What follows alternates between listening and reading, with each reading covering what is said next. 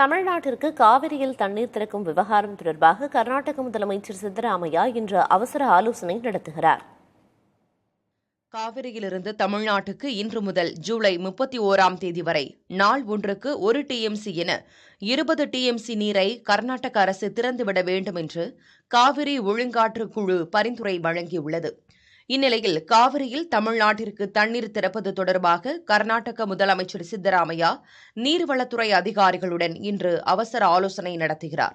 இந்த கூட்டத்தில் கர்நாடக துணை முதலமைச்சரும் நீர்வளத்துறை அமைச்சருமான டி.கே. சிவக்குமார், அத்துறையின் மூத்த அதிகாரிகள் மற்றும் காவிரி நீர் விவகாரத்துறை அதிகாரிகள் உள்ளிட்டோர் பங்கேற்பார்கள் என தெரிவிக்கப்பட்டுள்ளது.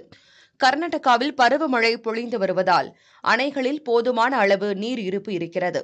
டெல்லியில் நடந்த காவிரி நீர் ஒழுங்காற்று குழு கூட்டத்தில் இதனை சுட்டிக்காட்டி உச்சநீதிமன்ற தீர்ப்பின் அடிப்படையில் நிலுவையில் உள்ள 40 டிஎம்சி தண்ணீரை கர்நாடகா திறந்துவிட உத்தரவிட வேண்டும் என்று தமிழக அரசு தரப்பில் கோரிக்கை வைக்கப்பட்டது.